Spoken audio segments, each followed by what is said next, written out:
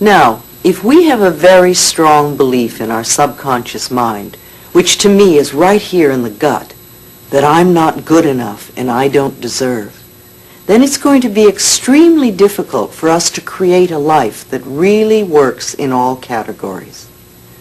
Now you see, no matter what the circumstances, we are only dealing with a thought. I don't believe in giving power to outer effects. We may think that being broke is the problem. I see this as the outer effect of an inner problem. It's the inner thought patterns which create these effects. I have discovered that patterns of resentment and criticism and fear and guilt cause more problems in our lives than anything else.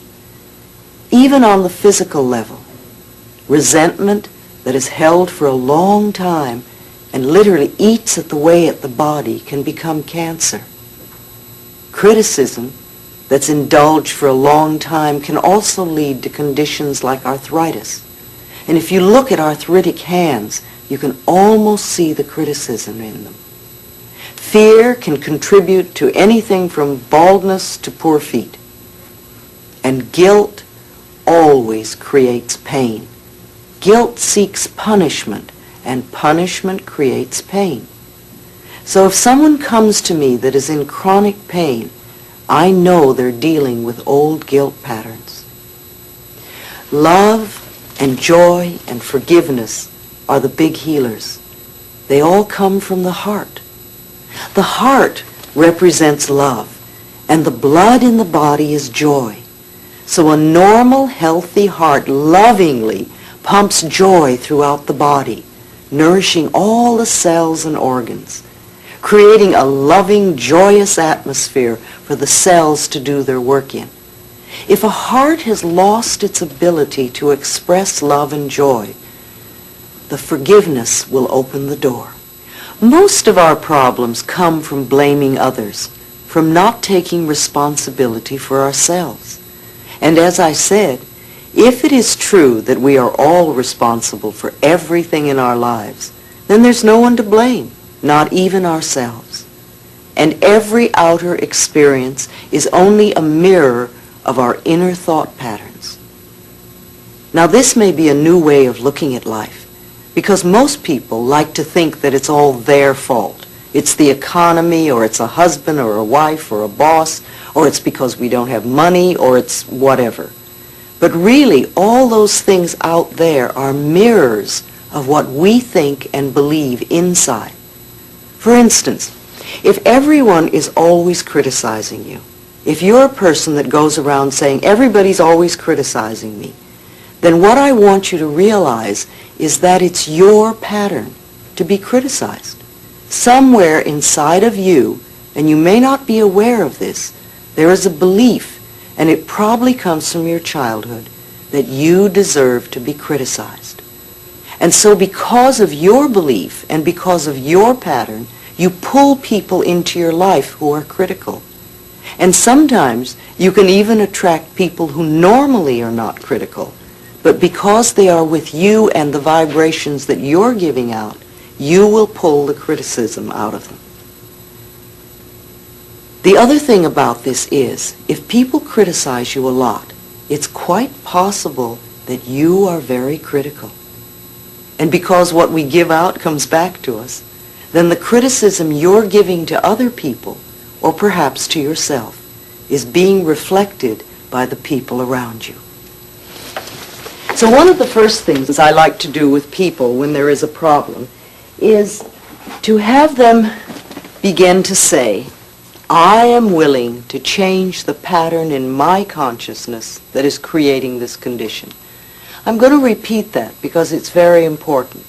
When you have a problem you wish to change, begin by saying to yourself, I am willing to change the pattern in my consciousness that is creating this condition.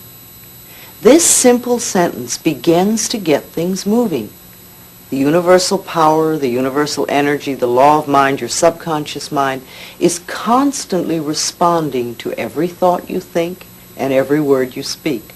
So the moment we make the smallest shift in consciousness, our experience begins to change. It's your pattern, it's my pattern. We all have patterns we're working with. And as I said, most of the patterns we have come from the time we were 3 to 5 years old. These are our beliefs about life, our life scripts.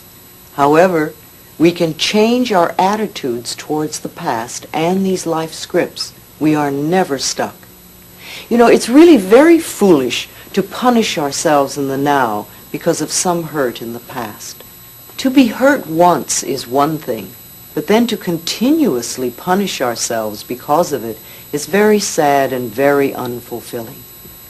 It's important that we dissolve resentment now because it can cause so many problems in the future. I've often said that to people. Do it before we're under the threat of the surgeon's knife. You see, then we have to deal with panic too. It's much easier to do it now. We have a choice of choosing to be a helpless victim and really believing it's all hopeless. And if we do, the universe will support us in that belief. And then all we do is go down the drain. Can you see how powerful we are? Our thoughts create our experiences. If I want to think that I'm unlovable, then I will be lonely for the rest of my life because I will prove my beliefs. However, if I want to change that belief into thinking that I am always surrounded by love and my life is full and rich, then that is what my life will become. My life will have to become a mirror of my inner experiences. So one of the things we want to do is to begin to release the pain of the past, to let it go, and to be willing to forgive. Do you know, the Course in Miracles says that all illness comes from a state of non-forgiveness, and that whenever we are ill, we need to look around to see who it is we need to forgive. Now, this does not necessarily mean condoning poor behavior, because I agree there are many people who behave poorly. Forgiving means to release our stuff on it and let ourselves be free and the other person be free.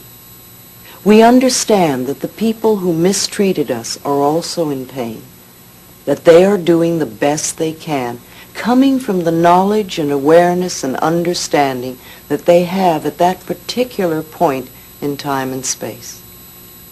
I've learned over the years that there is only one thing to teach, and that is love. I teach people to love themselves in the here and now as they are. Self-approval and self-acceptance in the now are the keys to positive changes, and this means no self-criticism. In order to change our life on the outside, we must change inside. At least be willing to change ourselves. You don't have to know how to do this. Just be willing. We'll work on the hows. Remember, and I'm going to say this often, every thought we think and every word we speak is being responded to by the universal energy. So the moment we say we're willing, it's amazing how the universe begins to help us. It brings us what we need. You see, there is a part of you that is ready to make an enormous change, and this is why you have created me in your life. With the use of this tape and the ideas I'm sharing with you, you have the opportunity to go over and over this tape, and each time